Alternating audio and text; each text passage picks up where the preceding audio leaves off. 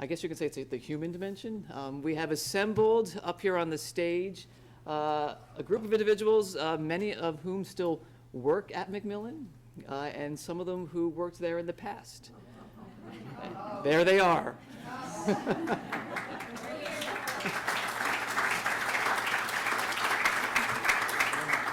So hopefully we'll hear some stories, maybe the stories behind the story, but hopefully we'll hear about what it was like to work at McMillen and what it is still like to work at McMillen.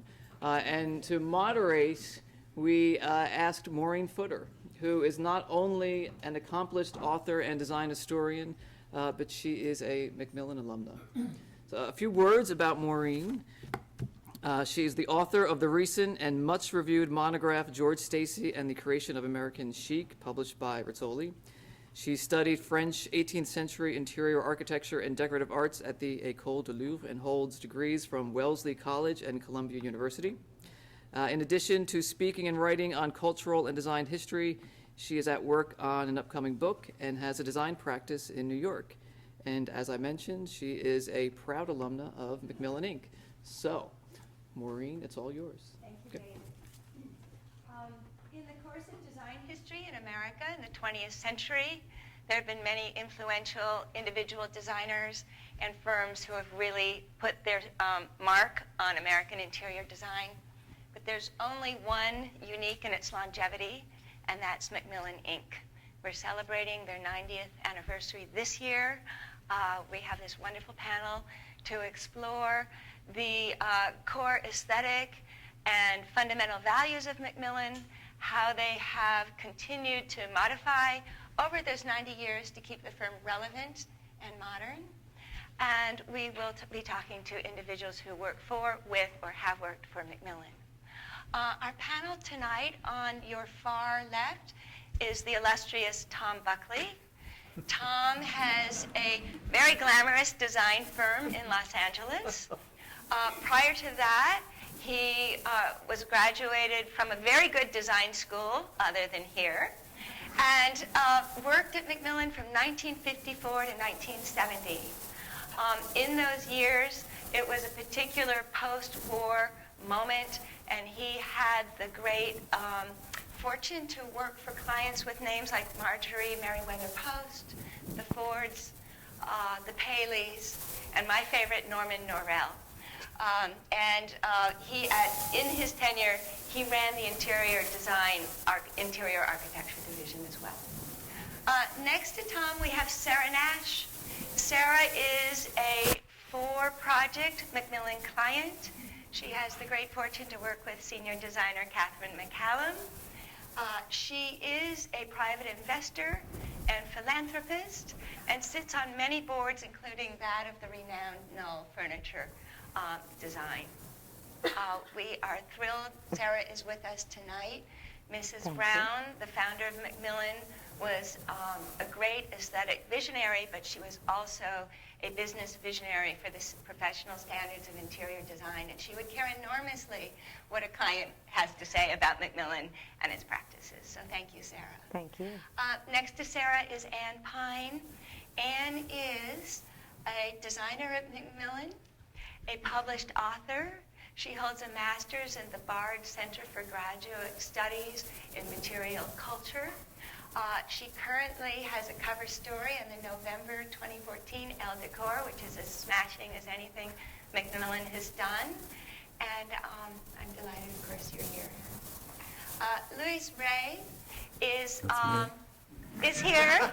Louis was an honors graduate at Parsons School of Design and joined McMillen in 1972. And in his 42 years at McMillen, which is, I'm not going to make a joke about longevity. In his 42 years at McMillen, Watch out. He has run for many years the interior design department. He is kind of the resident modernist, I would say. And he served as president of McMillen for 10 years. And next to me is Elizabeth Pyne. Elizabeth is a decorator at McMillen, and she's spearheading a new division at McMillen that's focused on a younger client and not the typical McMillen profile client, largely because of their age, not their culture. And that's McMillen Plus. And so she's very much part of the future of McMillen, and I'm delighted you're all here. Our format this evening is that we are going to have a quick visual overview of McMillen over the years. And I highly recommend you look at the wonderful exhibit in the adjacent room where we will have cocktails afterward, because it really gives a wonderful visual history, not only of America in the 20th century, but McMillen in particular, with beautiful renderings and great documents and wonderful photographs. It's well worthwhile. We will have a 45-minute or so discussion about McMillen. We'll have a Q&A. And then afterwards, we can continue Q&A in the reception room with the wonderful exhibition and a glass of wine. So I hope you'll be able to stay for that as well. So Anne, why don't we take a look at McMillen with visuals? Where are the visuals? That's a good question. Where's the thing I push? Here it comes. Good. Is it coming to me? That's the visual. Can I go there? John, are you going to stand right by me if I don't know how to do this? Stand close. Okay. Like forward, backwards. Now, where is it? Oh, behind it? Yeah, behind us. Oh, we're gonna. It's going to be Oh. on your head. So we're part of it.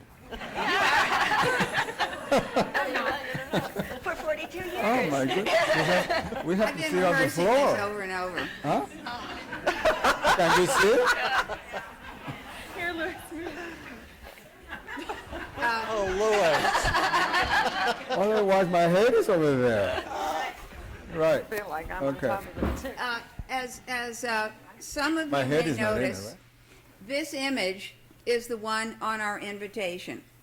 It's from about 1930. It is one wall of Mrs. Brown's apartment, who began McMillen Inc., and it is very much so in the Parsons, at that point, the New York School of Fine and Applied Arts tradition. Symmetry and a elimination of Victorian clutter. It may look very conservative to us today, but at this point, America was still filled with Victorian clutter. The symmetry was strongly a part of Frank Alva Parsons' dictionary, and you'll all see how it remains part of American decor today in a stronger way maybe than in Europe. So McMillen was started once upon a time with, can everyone hear me? It started once upon a time with Mrs. Brown and her handmaidens. She was then called Mrs. McMillen, in the sense that they gave her fabrics and they had no names.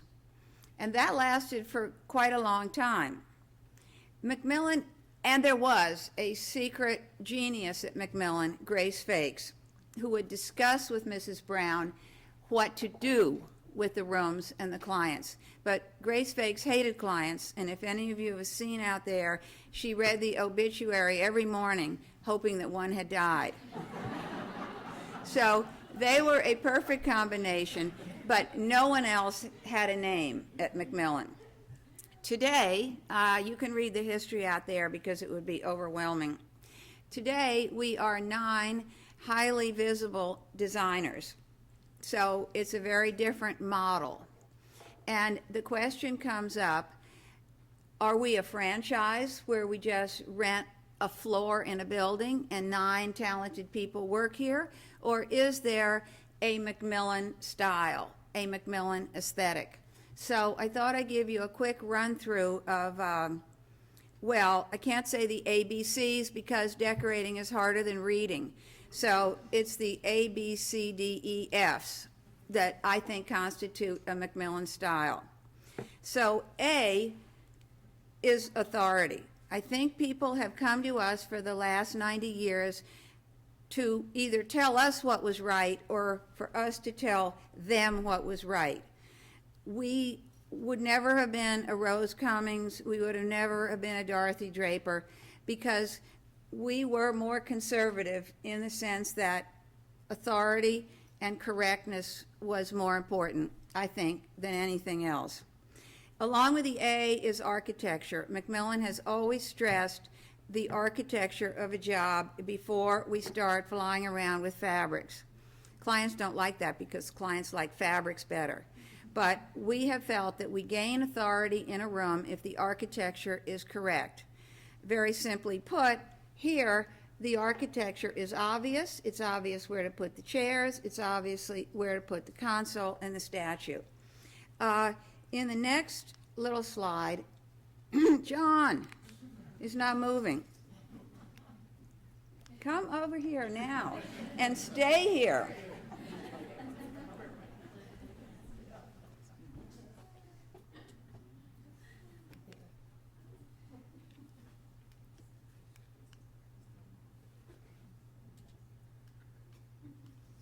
Well, shall I talk without pictures? Oh, Should I go too far? no.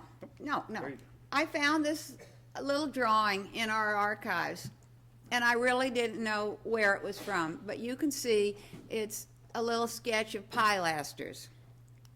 And then I noticed, gee, that is Mrs. McMillen, Mrs. Brown's first and only living room. And you can see the pilasters there on the left, on either side of the fireplace, and in fact in other places of the room. And those pilasters are what give this room authority. They allow for the easy placing of furniture so that you would never want to move anything out of its place if you were a visitor, because the architecture anchors things. It tells you things are in the correct place.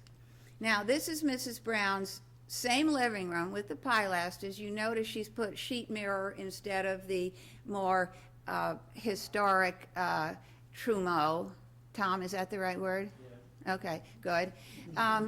But she said to a reporter once, you should only, if you do it right, you should only do it once. Well, I'm not sure that's true. It looks different to me. The Aubusson is gone. The goatskin rugs are there. It's yellow. It was originally pink. And but the architecture remains the same, and it gives authority to the seating. This is her dining room. It's a famous room. It was a square room with a window looking on an air shaft. And she closed the window off.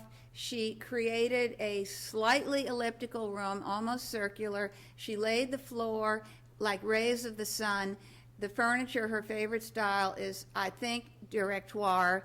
The table is round, and you get a sense that no other table could have been there, no other chairs could have been there, and it's the architecture of the floor and the room that gives you that sense. The niches were created, and in them went the Four Seasons, which she bought from an Art Deco artist, Wheeler Williams. And we actually have a copy of those in our house. I cut out some slides, but they're wonderful. And they are the Four Seasons. So if you think about the sun as embodied by the floor, turning around the room, you have the Four Seasons. And that's a room, to me, with ultimate authority and very simple. I don't think that room's ever been outdone in those terms. Here is I'm going to do a little thing on the McMillen drawing room. But first, B is, for McMillen, it's business and behavior.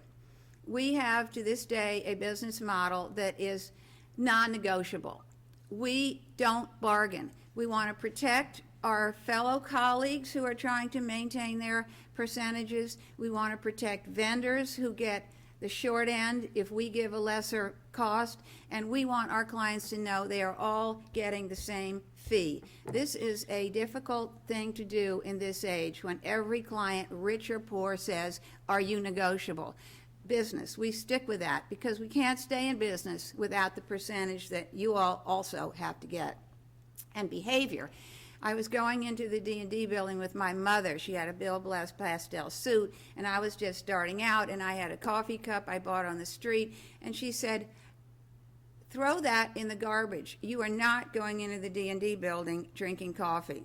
We don't wear white gloves anymore. We don't wear hats, but we do maintain a certain code of behavior in the way we relate to our clients and in the way we relate to the trade.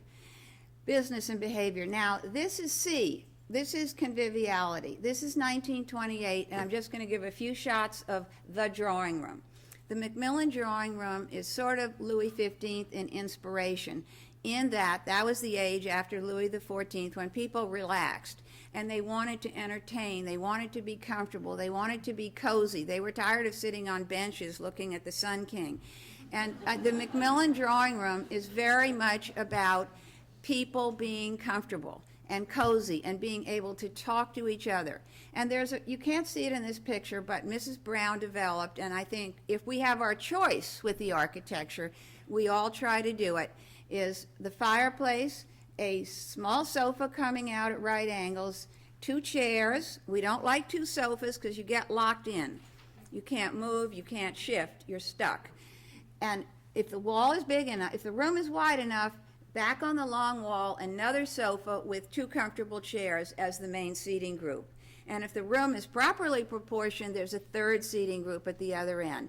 So that when people come in a room, they have a choice. Do I want to talk to 2 people where no one else can join me? Do I want to be part of the main group? It's really about socialization and being able to shift and move. The next drawing room was for my mother, totally different, in Southampton, quite a small room. But you see she has 4 seating groups, actually. I wanted to outdo the McMillen model. This one on the side with the bright pink is the main one. We removed a chair for the sake of the photograph, but there were the 2 blue chairs. Across from the fireplace is a little sofa and a chair so that it can open into the horrible American sewing group, but it doesn't look like it. So you could have the circle. People don't have to move chairs, but they could also break into 2 things, and it doesn't look like a sewing circle. Then in the bay window is a 3rd seating group, and in the other bay window, not visible, is a 4th. So I really wanted to do that for my mother because it's her way to be very cozy and warm and make it easy for people to be close together and talk and not feel insecure talking across great volumes of space from 2 immense sofas. This is a drawing room that was just in Elle Decor, and I think you can see the same pattern. Looks kind of funny to me. There's a sofa at right angles to the fireplace, the 2 chairs, at the far end a sofa with another chair, actually 2 others, and then the main seating group with the larger sofa and the comfortable chairs. So I think we have a timeless model in the drawing room, no matter what the show cover. I learned to say that with chairs. That's the fabric and the look. We also have always emphasized at any point in our time, we've been able to do 2 different things at the same time. This is Grace Fakes, who's I hope you go and look later. She was the secret mystery behind McMillen. This is one of her maquettes for a drawing room. The 4 walls you can see, they fold up, they show the client what they want, but you can see on the floor, those white shapes are the seating groups. It's a very 18th century kind of room. You can see that from the architectural detailing. In the same year, she did this library, which for 1930 is very contemporary. Flat surfaces, no volumetric architectural detailing. The art, which is upside down and there, is very much of the 1930s. So at the same point in time, it's a McMillen trademark to be able to do 2 things at once. Instead of every decade changing, to be able to do 2 things at once at any given time. Now I'm going to run through our 9 decorators, and you'll see contrast in the same kind of contrast. These are all recent photographs, so I'm trying to stress the same thing. This is Mary Louise Gertler, who is here, who has worked at McMillen for 49 years. This is her recent job for the Rosens, Collectors of Contemporary Art. Here is a job she did at the same time for the Flahertys, who wanted an 18th century drawing room. This is Lynn Stair. This is a pied-à-terre for a client and friend. This is her own house, her own apartment. They're both incredible spaces, but totally different vocabularies. This is Andrea Young, Art Deco, a client who collects. This is Mary Beth Donahue, a show house in Long Island. This is Susanna Monticello, Fifth Avenue. You can see, I don't want to go backwards in case I make a mistake, but I think you can all see the radical different styles that are happening right now. This is Elizabeth Pyne's apartment. This is another showroom Elizabeth Pyne did. This is the McMillen Plus, more adventurous, younger, not going to last forever, but really fun. And I hope F, let me jump ahead to the F, is finish. There is a lot of detail to finish in this room and in any McMillen room. We usually trim things. Well, does it have to be tassels? No, but it has to indicate to the person looking at the room in a serious way that we thought about how to finish it. It might be a blind seam, it might be a welt, but that we gave intellectual thought to how everything in the room should be finished. By the way, most clients don't care. This is a room of mine for a client in Quogue and in New York. And it's simple. You're able to get out to the beach. You don't feel there's anything too fussy about it. And this is a drawing room in New York for a friend and client of mine that is the total opposite. And they're just very different ways of being in a room and what you want to do and what you want to think about when you're in the room. Obviously, in this room, you want to think about everything that you see and what's on the bookshelf and what's the art. In the other, you want to just relax and feel the air. This is Catherine McCallum, a barn in Vermont, a table in Vermont. She did the whole barn. And this is her kitchen for Sarah Sylvester in New York. And there's a lot of finish in this room. If you just look around at all the different textures and colors, this takes a lot of attention. And here we have, lastly, Luis Rey. This is a job on 57th Street. You see, Luis, if he has his own way, he does what clients want. He likes simplicity, spareness, but not minimalism. And he doesn't really like color as much as, say, my mother, who would drench herself in pastels. But within that same, that's what I call the show cover. What I call the discipline of the room is the symmetry. It's the ability for 6 people to sit. It's convivial, and everything feels like it has authority. It's at rest in that room. This is Lewis's much more elaborate, not spare dining room, and it is, when someone asks for a grand dining room, this is what they have, and it's very perfectly done. So that's that, and this is what just happened on the right at El Decor, and that is our first published job in 1928. So we like a then and now. We're glad that we're still sought after here and there.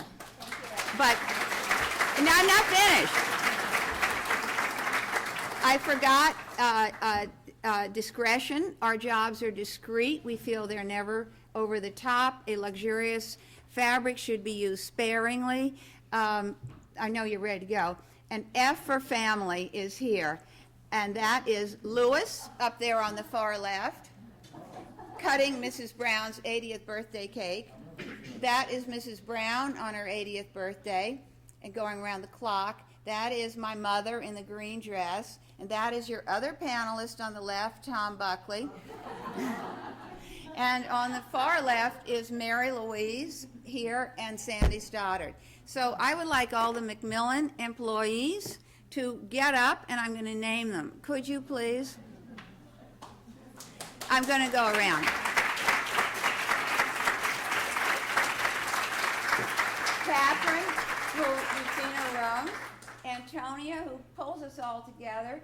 Kim, 26 years, who definitely pulls us all together. Ed Jenkins in the design department, whose hand is on everything. Mariana Yanku, our business manager. Andrea, who's been here 32 years, I get it wrong, who's in the architectural design department. Anna decorator. Elizabeth Koenig, who got me and Lynn Stair through our entire lives at McMillen. Mary Beth Donahue, a relatively new decorator. I can't give her any age. Lynn back there hiding, who is extraordinary and educated in the decorative arts, experienced, and Lauren, who helped me with this, and who does not have a picture here because she's too recent. And Mary Lee's way back there with her 49 years. So, thank you all.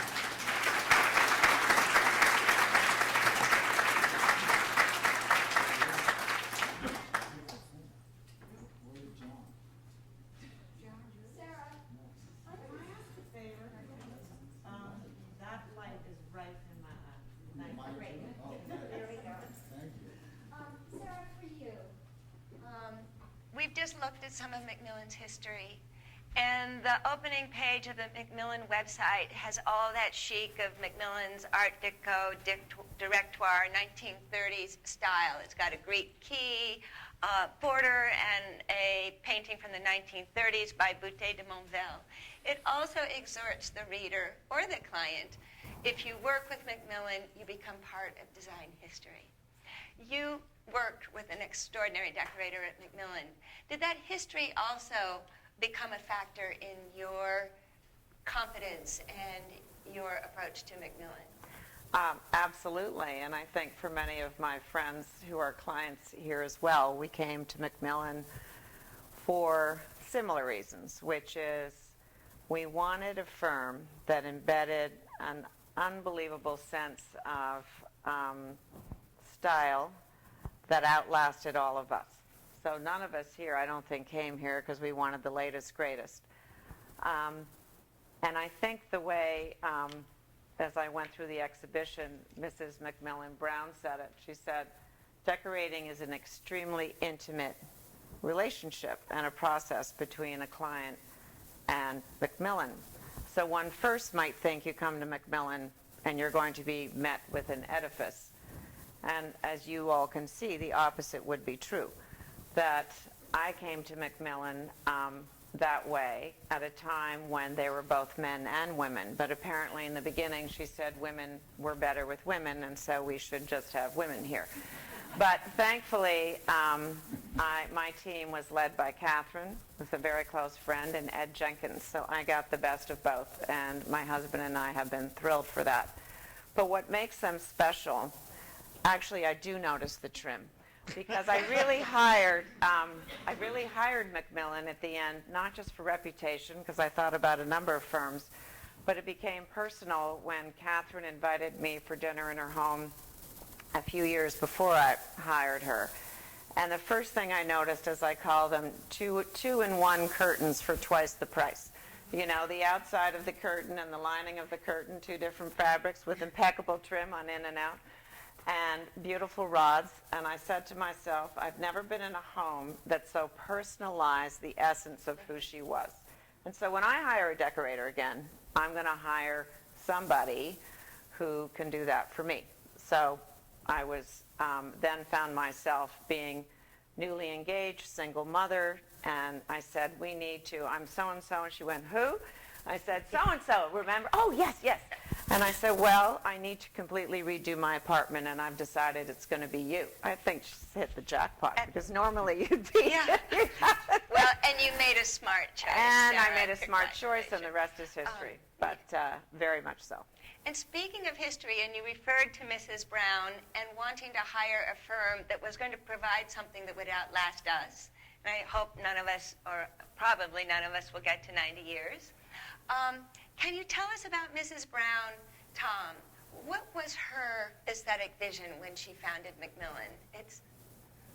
Well, she was had a very progressive mind.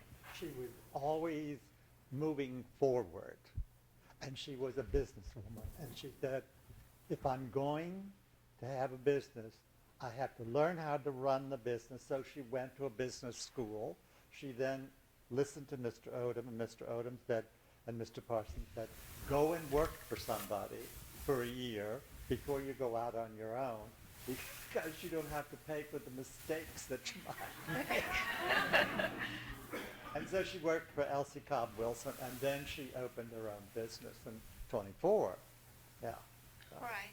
Thank you. But if I could say something. Yes. I met Mrs. Brown when she was either 79 or 80 years old. And about a year, I think it was 1973, we were doing a very large job for Morgan Stanley. We were doing 4 floors of offices at the Exxon building. And she called me up one morning around 6:30 in the morning at home. And she said to me, I know that you're going to the job. I want to come. And I said, Mrs. Brown, there are no elevators. It's in construction. And she said, I want to come. So she picked me up in the car and we went. And at age 80, she walked up the 4 floors up and down. And all of a sudden she said to me, why is that baseboard the way it is over there? She noticed instantly in 40,000 square feet of space. It was remarkable. Impressive, very impressive. And I think if you look at the exhibit, one of the things that's really striking is how closely correlated a McMillen's room interior architecture is with its decoration. Now that I heard you made that egregious error, Louis, I don't know if I want to address this to you, but how is it that project after project, you and the others running the interior design division hit that mark and get that seamless flow between architecture and decoration? Well, I think it's because, at least the first thing that I think of is, what does the client want? I'm not designing for myself. I have to design for the client. And the most important thing is to listen. What do they want? What do they like? What is important? What problems do they have? And all those things are valid from the client's point of view. The problem that they have is that they come with very bad solutions most of the time. So our responsibility is to come with the right solution. And that starts from architecture all the way to the pillow and the sofa. And I think that the worst thing that a designer can do is do a beautiful room and that the client is unhappy with it and is not comfortable. Right. And it happens. But never at McMillen. No. What about that woman you had? Let's skip that in. Historically, the scope of McMillen project would be something like you were working with at the Fords, Tom. You know, I can't even imagine how broad the scope was for the projects that McMillen was doing in the 50s. But now I imagine a contemporary client like you, Sarah, has some ideas of your own about what you want your interior designer to add to the job and things that you feel very strongly about, your art collection or the palette or whatever. What particularly did you want to delegate to McMillen in your project? I think for some reason I was smart enough to know that the art was my art. There was some furniture that we very much wanted because they're part of history in our lives. But without question, McMillen, Catherine and Ed were in charge of the palette, you know, all colorations, surfaces, textiles, layout, architecture, coverings. But together, we kind of married those two. And as time has evolved, I think one of our best projects was the third project, which is the apartment we live in now, simply because it then combines some furniture from my husband's house, my house, and a lot of modern paintings. And we had to hang them together, so the palette was important. But the day I am involved with Noel, and the day I showed up, Catherine, we had this wonderful Swedish mahogany front hall library table. And one day, and I didn't tell her, I decided I was going more contemporary. So she walks into the apartment for dinner, and there's a William Plattner table. I thought she was going to seize up. But to her credit, she said, well, that's new.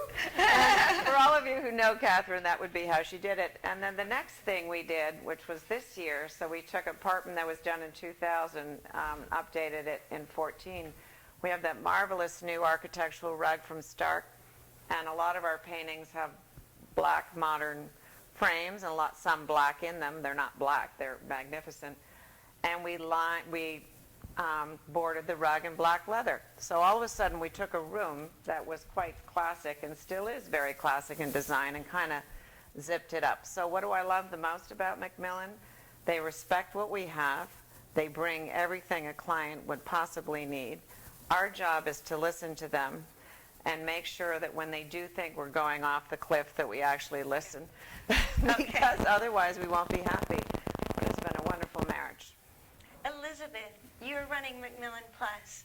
What is a McMillen Plus client looking for? Are they going to give you the same kind of scope that Sarah will bring or offer to her decorator? Or Well, do you have a different challenge? I think my main challenge is working with young people who have never had a designer before, and just the internet and the wealth of knowledge that they sort of believe that they already have without necessarily knowing the rules of design that McMillen employees are trained to have. And so there's a lot of thinking, this is what I want to buy for my apartment, and not thinking about, well, is this piece in the right context for the place that you live? So that's a challenge, I think, for young people in general. But that having been said, my clients do come with a great sense of what they like. And they also have inherited a lot of things from their family that they want to incorporate in their space. And so that's really what we do at first, and starting with the drawings. And in this day and age, and particularly with a younger client, I imagine they're used to so much that's easily accessible online or in retail. How do you convince a young client of the value of design? Well, it's it's a long process, and Difficult. there's Another evening. I don't, very you know, tired. I don't understand how you can design by catalog, by picture, by website. That's not design, and that's That's, exactly what you has know, to be educated I mean, to I don't a- see how you could a young recommend client, to a client a chair that you've never seen or sat on. Mm-hmm. I mean, it's, Well, and a lot of people do that. yeah, it's a challenge, definitely. Tom, you are one of the many illustrious designers who have worked at McMillen. You're in a list that includes Albert Hadley, Mark Hampton, Garrick Stevenson, Alexander Stoddard. What is the legacy you take with you as a McMillen alum when you go and run your own firm? It's that sense of quality. It's sort of like you put on a McMillen overcoat and you wear it out. I mean, you wear it out on your job. And everything that you learn at McMillen is put to very good use when you're on your own. It gives you a foundation. You don't feel like you're sort of walking on water without water wings. I mean, you have a very firm foundation that you can call on mentally for your projects. And do you impart this on to your next generation of assistants? There's the McMillen message filtering down in It California? gets distilled down. Yeah. Okay, great. I'm also curious, it's been 40 years since you've walked into the McMillen offices. And Yes. physically they've moved since Tom last was in New York. What changes are you noticing at McMillen now, and what's remained the same over the years? So that sense of quality has remained the same. And actually, walking into the offices, and of course they really are stripped because everything is in the show, there is still that feeling that you have arrived. You have arrived at a company that knows they are in business. And that used to happen at 55th Street, 148. And that has been blended into very kind of, I won't say they're sleek, but they're very simple background. But those backgrounds are the same thing that was on 55th Street, that same sense of quality, that same sense that you have arrived at the destination that you're supposed to go to. All right. You know what we don't have one big difference? But We don't have tea at 4 o'clock. Oh, I know that. Cooking. Oh, Annie was And that we mourn. Yes, that's too bad. Put it into work. Well, I prefer coffee and other things. We like the other things personally. And we think of McMillen so frequently, we associate them with fine furniture. Mrs. Brown, the founder, was closely aligned with William Odom, who was not only a great educator, but an expert in Italian furniture. He wrote the English language definitive book on it. Historically, McMillen has worked with antiques. In the 1950s, it was an apogee with the work for the Fords, where not only antiques, but 18th century paneling and 17th century Parquet de Versailles floors were being incorporated in McMillen designs. Do antiques still play as large a role in McMillen, or are we finding something new that creates meaning in our spaces? I think they still play a huge role if I could redefine antiques, because it's a word, first of all, it's a word I hate. But I think things true to their period are playing a huge role, whether that period is 1950, 1980. My clients want to buy real things that mean something for whatever time period it's from. Plattner tables. Yeah, Warren Plattner, definitely. And a vintage one. They're more interested, in getting one that's 30 years old than one from Knoll, because it has that patina, it has that, they have to pay more, but I find clients really want to buy the best of periods, and that's what I call antiques, period furniture that has a meaning of the culture it was made in and came from. And I think, just to do away with the word antiques, a beautiful 18th century desk is still extremely sought after. To sit at an 18th century writing table and feel that it's all correct is a wonderful feeling, but it's also a wonderful feeling to sit at a Paul Evans dining table and feel that that is the 1980s in America. And I think clients really want something from a period that's real and that brings something into their room that has its own gestalt, that fits with theirs, that means something to them. So I think if you just change the word antique, you have people who are willing to pay a lot of money for very good furniture from any period, and maybe more so. They're impatient with reproductions or with 18th century furniture where the top is married to the bottom and it's really got no resale value. So, and the same with contemporary things. They don't want the copy of. They want the real thing, and they really want it. And I think they should want it because it's a thing that brings thought into your life on another level. And I can't help but think that forward-looking Mrs. Brown you described, Tom, who took classicism and used it as a departure point for innovation and continually incorporating modernism in her work, would want to see a firm that's operating this way as well. Keeping provenance and meaning infused in her design, but also bringing it forward and not staying in a time warp of 1928. How about the younger clients? Are they looking for meaning in their projects, Elizabeth? Or are they thinking this is a project before the next big project?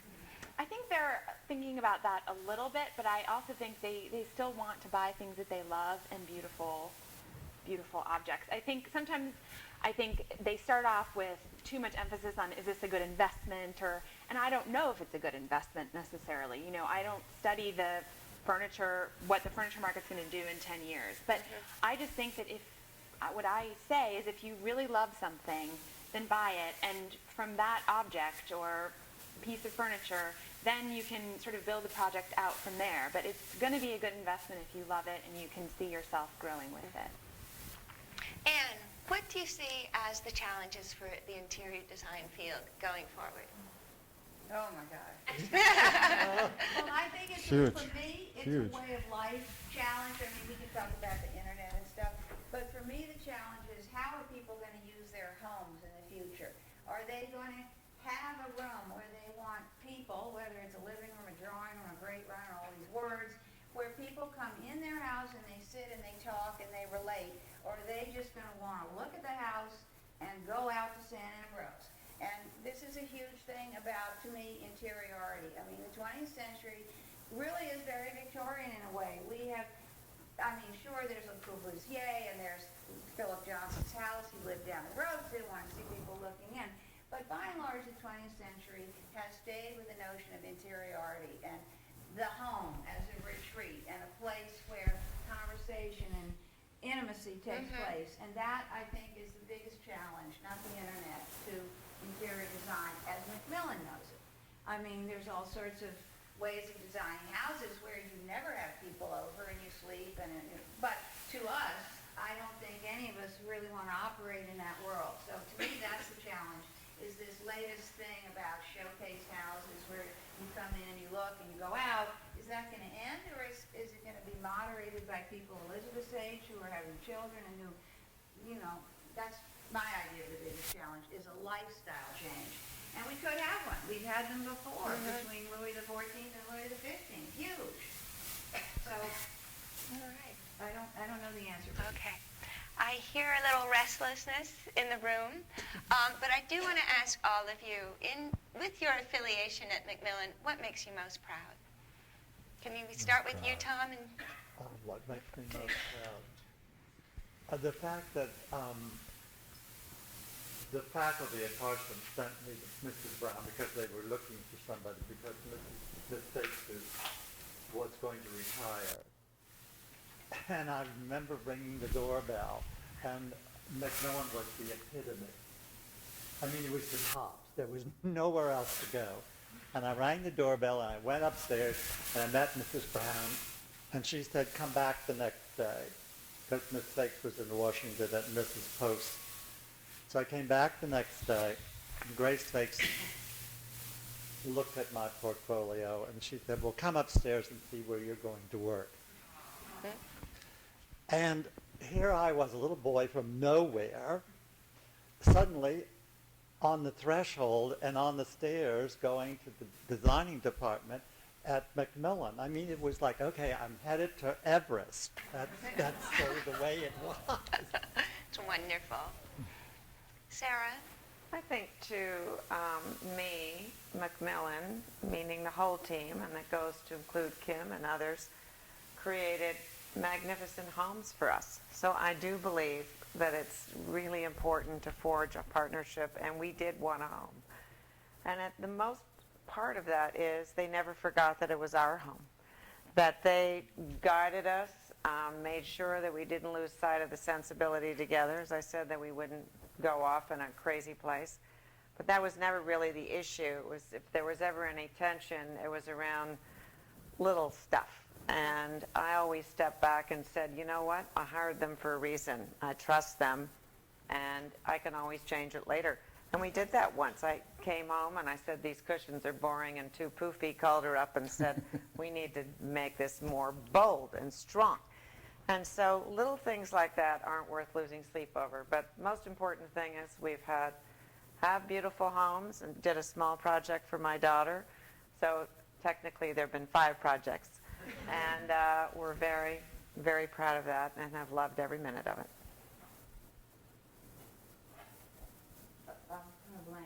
Louis, we'll skip to you. Well, I think that, the fact that I lasted 42 years, and I tell you what, because of the people that I met at McMillen, the people that I work with, not only became friends, but there were so many people that I admire, from Mrs. Brown, Mrs. Davenport, Marion Morgan, Betty, John Drews. I mean, I can go on and on. I don't think there was one person that that I've worked for the 42 years that I would say, what is that person doing at McMillen? I never said that. They all had something to contribute so I'm very proud of that, and that they like me, and they didn't fire me. Thank you. So I'm proud of that. Elizabeth? It sounds very obvious that I'm extremely proud to be part of the oldest interior design firm in America. I'm proud of the way that we do stick to our guns on the commission structure. That's hard. When I first got to McMillen, especially having come from Sotheby's where you're giving commissions away left and right, I wanted to give it all away. I just wanted a job and, to get a client. And Lewis would say, absolutely not. We have standards, and I'm just proud to work for a place that does have standards. I'm also really proud to be at a place that is a team, That's true. that we all love each other, and we really do. And, it's silly, we all give each other presents at Christmas, and it's just, that's nice. And I think that's why people stay for 42 years, and I want to be a part of something where people want to stay and spend their lives, and I think that's the greatest compliment to any firm you can give, that people want to spend their lives someplace. Maureen, can I just add one thing about the business proposition? I think, being a businesswoman, I love the clarity around it. I think you either have it or you don't. And I never had any time, that's why I came. There was no time to ensure great success. And when I get those estimates, I know they have to be paid right away or no furniture is going to be ordered. And I mean, that's fine with me. And I think you should be proud of that. And I hope you are. I don't think it's not a deterrent to the right kind of client you want, who wants to work together with you to create a magnificent place, whether it's work or home or whatever. And I'm sure it also gives you confidence, too. Yes. There's complete Well, it's a transparency contract. between your And design firm. you know what? If I don't do my and your part, they're house. not going to do Yeah. theirs. And once Right. we both do ours, then we have good interplay. Well, we'll drink to that, Sarah. Thank you. We'll take some questions for the floor, and if we run out of time, we will continue to answer them individually at the reception. No questions. Okay. And we've done a good job. No, they are, they are, Ah, they are. we are. Okay. Yes. Oh,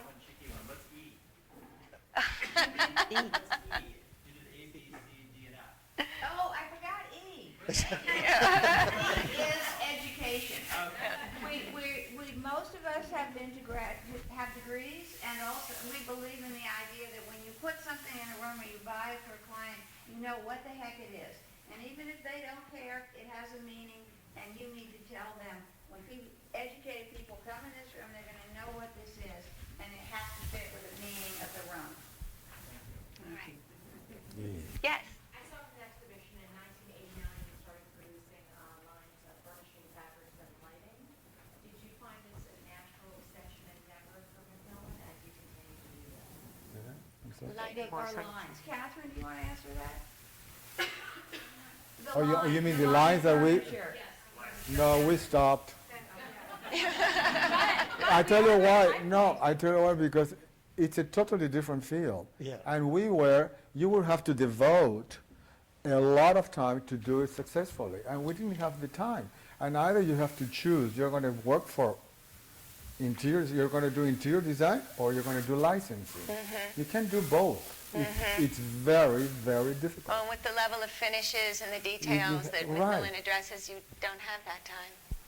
And you have a lot of competition with, fashion designers that are doing licensing, and you're competing with all of that. It's a totally different field. It's a complementary easy. field. Yes. Did Mr. Brown have any influence on McMillen? Well, can I answer Archibald? that? Yeah, sure. I think he had huge influence, because if in the show you look at the 20s, it's all historicist interiors. And when you hit 1930, they're up and running in the Art Deco, the modern, and Mrs. McMillen met Mr. Brown in 1931, and he was already making tubular furniture. He had already made the first international style house in Long Island, which is in Southampton. I cannot but believe she married him in 1934, and I think they were having a liaison all those years. I cannot believe seeing his modern work, that he did not help with Grace Fakes, who could work in any medium, to turn that corner so sharply from McMillen on a dime. And I think that she was actually naturally primed to it, because she was trained with this classic vocabulary, but to entertain and engage with other styles. So you see in the 1930s, you see this real kind of cosmopolitan swagger at the River House and the Cosmopolitan Club, Well, the Mr. Steuben. Brown lived at the river. I really credit him Yeah. with this huge change in her mindset from Parsons, which was very 18th century. But he never entered the offices. I mean, he never came and put the screwdriver in the wheels that were all turning. That I think it was It was between the two of them, yeah. Well, it was the same thing with her son, who was an architect, Louis McMillen. Oh, well, He never that's came to another McMillen. story. That is a story. Sorry I brought it up. All right. Adjourn? Thank you so much for joining us on this wedding. Thank you. Thank you.